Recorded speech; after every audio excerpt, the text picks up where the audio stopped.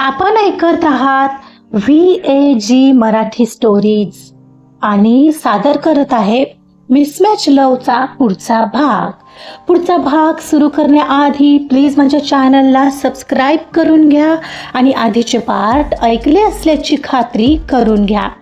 चला सुरुवात करते मिसमॅच लव भाग 8. हॉस्पिटलच्या बेंचवर बसलेल्या गार्गीच्या मनात विचारांचं काहूर माजलं होतं. आजूबाजूला माणसांची वर्दळ होती, पण गार्गीला मात्र प्रचंड एकटं वाटू लागलं होतं. तिला कोणाशी तरी मन मोकळं करायचं होतं, कोणाचा तरी आधार हवा होता आणि अशा वेळी तिला नेमकाच प्रियांश आठवला. हे हाय गार्गी, एवढ्यात एक ओळखीचा आवाज कानावर पडला. गार्गीने मान वर केली पाहते तर समोर प्रियांश उभा होता. त्याला पाहताच गार्गी इमोशनल होऊन उठली आणि त्याला जाऊन बिलगली. Oh Priyansh, how you know, मी लिटरली तुझीच आठवण करत होते अरे. गार्गीचा आवाज दाटून आला होता. ओ रिअली, दॅट्स ग्रेट, प्रियांशने तिच्या पाठीवर थोपटत म्हटलं. हो मग काय, खूप टेन्शन आलंय अरे मला, काहीच सुचत नाहीये. गार्गी त्याच्यापासून बाजूला होत म्हणाली. अगं काय झालं, सगळं ठीक आहे ना आता, दादा ठीक आहे ना, प्रियांशने काळजीने विचारलं. हो दादा ठीक आहे, पण ते सोड ना, तू मी पाठवलेला व्हिडिओ पाहिलास का, प्रियांशने मूळ विषयाला हात घातला. अगं त्या व्हिडिओचा अर्थ कळला का तुला, तो व्हिडिओ व्हायरल झाला आणि यामुळे त्याचं CEO पद धोक्यात आलंय आणि कदाचित म्हणूनच ते लोक तुला इथपर्यंत शोधत तुला मदत करायला आलेत. त्याच्या बोलण्यावर गार्गीने होकारार्थी मान डोलावली. हो मला कळलंय ते, पण ते सोड, हे सगळं घडलं तर तू मला बोलली का नाहीस, आणि तो असं कसं तुलाच बायको म्हणून बोलला. खरं सांग गार्गी, तू ओळखतेस का त्याला आधीपासून. प्रियांशच्या स्वरात आता काळजीपेक्षा कुतूहल जास्त होतं. अरे नाही अरे, गार्गीने कपाळाला हात लावला. अगं मग एक शब्दाने बोलली नाहीस तू मला, हे एवढं सगळं घडलं तरीही, प्रियांशने थोड्या नाराजीनेच विचारलं. अरे कधी सांगणार होते, सगळं इतकं अचानक झालं. मी एकतर त्या दिवशी त्या क्लायंटला भेटायला हॉटेलवर गेले होते, तर माहीत नाही अचानक हा कुठून आला आणि त्याने काहीही न बोलता मला ओढलं, तेही त्या दुसऱ्या मुलीला कटवण्यासाठी. गार्गीने एका दमात त्याला सांगून टाकलं. ओ आर यू शुअर, म्हणजे त्या मुलीला कटवण्यासाठी तो असं बोलला, प्रियांशने डोळे बारीक करत विचारलं. एक्झॅक्टली असंच तर झालं होतं, आणि हे त्या मुलीलाही तर मी बोलले. अरे हो, यू नो व्हॉट, गार्गीला अचानक काहीतरी आठवलं. अरे ज्या मुलीला मी क्लायंट म्हणून भेटायला गेले होते ना, ती तीच मुलगी होती, आरोही.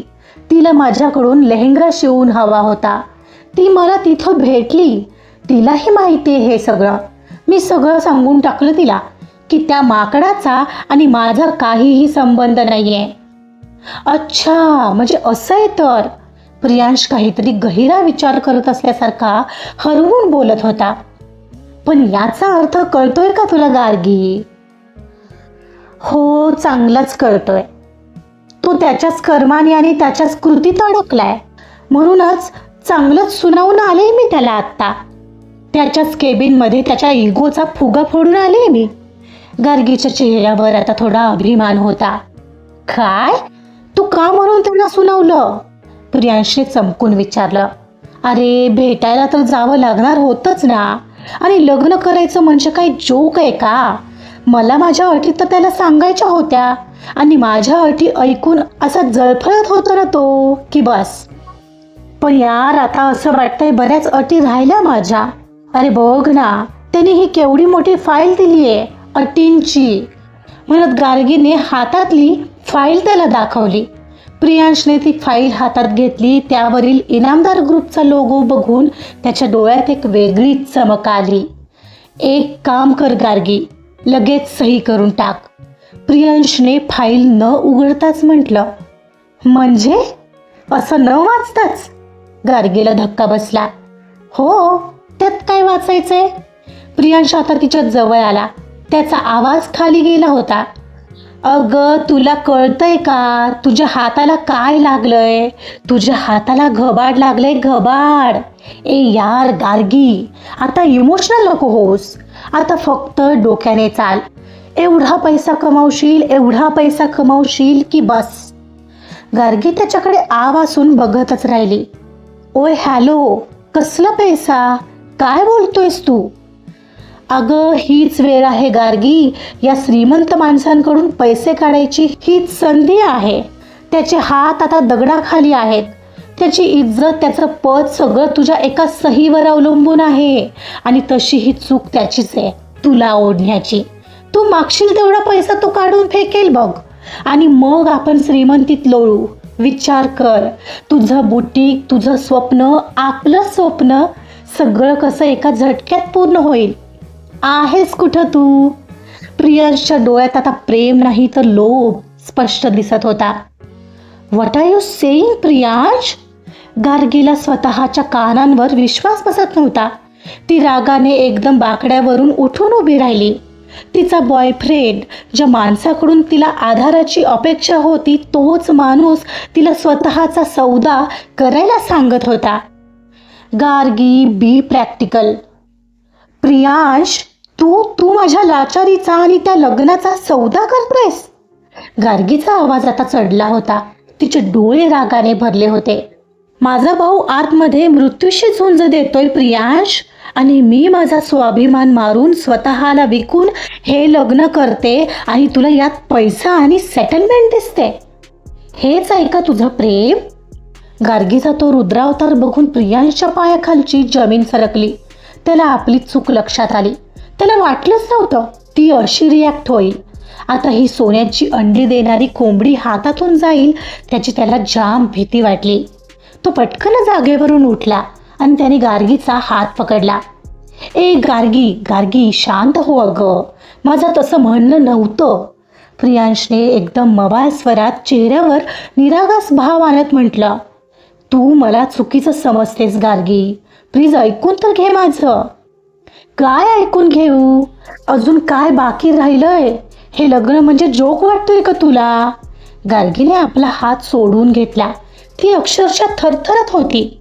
अगं मी फक्त तुझ्या त्रासाचा विचार करत होतो गार्गी.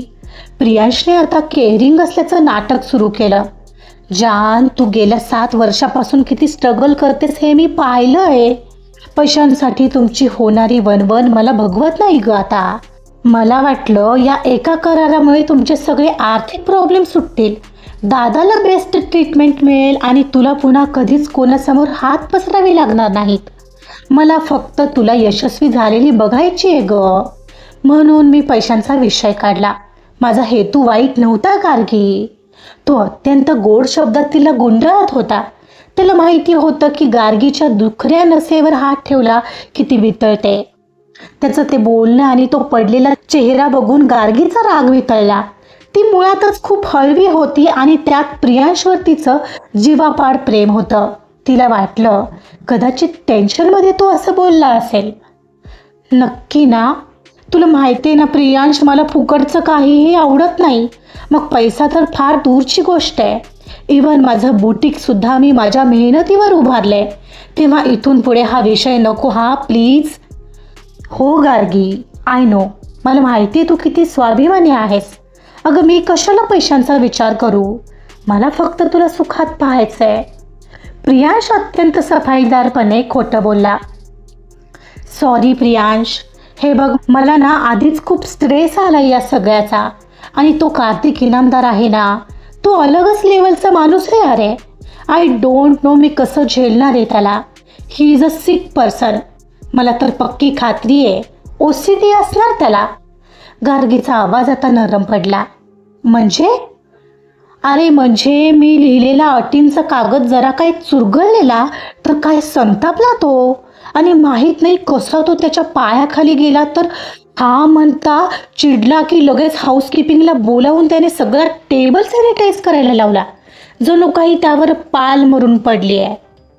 Oh really? हो तर काय, म्हणून थोडं नाही खूप टेन्शन आलंय मला. तो असा तर त्याच्या घरचे कसे असतील? मला तर विचार करूनच जाम भीती वाटते. हो ग, मी समजू शकतो. नाही, तू नाही समजू शकत आहेस माझी अवस्था. अजून दादाला हे समजवावं लागेल आणि जे काय झाले ते सगळं सांगून उपयोग नाही आहे. नाहीतर त्याला अजिबात हे पटणारच नाही. ती हाताची बोटं मोडत पाठमोरीच कुठेतरी पाहत राहिली. बरे गार्गी, तुला माझी काही मदत नको असेल ना? म्हणजे दादा आता ठीक आहे ना?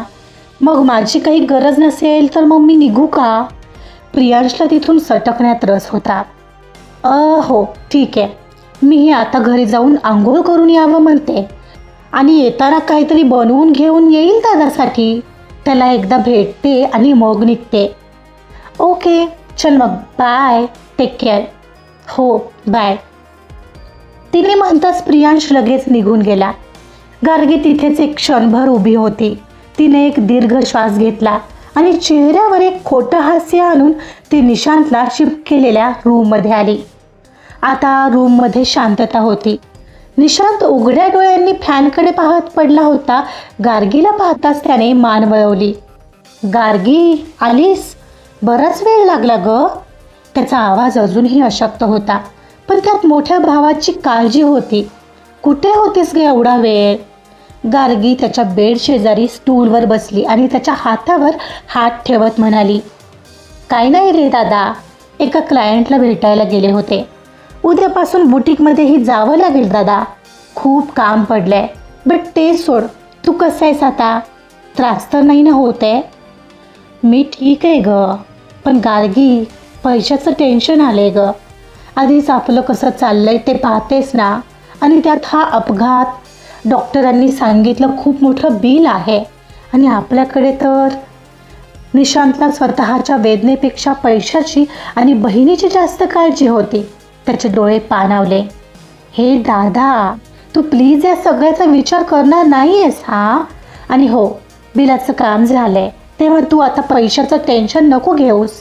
देवाची कृपा झाली आणि खूप चांगली माणसं भेटली आहेत आपल्याला. त्यांनी मदत केली आहे. मदत केली? पण कोणी केली? गार्गी, एवढी मदत कोणी आणि का करेल? निशांतला आश्चर्य वाटलं आणि थोडी शंकाही आली. ते मी सांगेन तुला सगळं सावकाश. तू आता फक्त औषध घेऊन झोप बरं. गार्गीने विषय बदलला. तेवढ्यात रूमचा दरवाजा उघडला आणि तीच दादासाहेबांनी खास नेमलेली नर्स आत आली. तिच्या हातात एक चिठ्ठी होती. एक्सक्यूज मी गार्गी मॅम, पेशंटला सलाईनमधून देण्यासाठी ही काही इंजेक्शन आणि गोळ्या आत्ताच्या आत्ता हव्या आहेत. खाली असलेल्या फार्मसीमधून घेऊन याल का? नर्सने ती चिठ्ठी गार्गीच्या हातात दिली. हो, मी आणते लगेच, म्हणत गार्गी पटकन उठली. दादा, मी औषध घेऊन येते, तू तोवर आराम कर. काहीच वेळात गार्गी लागणारी सगळी औषधं घेऊन ती परत वर रूममध्ये जायला निघणार. एवढ्यात समोरचं दृश्य पाहून तिचे पाय तिथेच थबकले. हॉस्पिटलच्या मुख्य दरवाजातून दादासाहेब इनामदार आत येत होते. सोबत 2 बॉडीगार्ड्स होते. त्यांचा तो रुबाब आणि करारीपणा पाहून लोक त्यांच्याकडे वळून वळून पाहत होते. हो माय गॉड, हे आत्ताच का आलेत? आता दादाला काय सांगू मी? गार्गी प्रचंड टेन्शनमध्ये आलेली. आजचा पार्ट इथं संपलेला आहे. दादासाहेब असे अचानक आलेत आणि दादाला तर काहीच कल्पना नाही आहे. हा सगळा घोळ गार्गी कसा मिटवते हे पाहूया पुढच्या भागात. कसा वाटला आजचा भाग हे आपल्या कॉमेंट्समधून नक्की कळवा आणि ऐकत रहा मिसमॅच लव. कथा आवडत असेल तर प्लीज लाईक करा, सबस्क्राईब करा आणि शेअर सुद्धा करा. Thank you so much.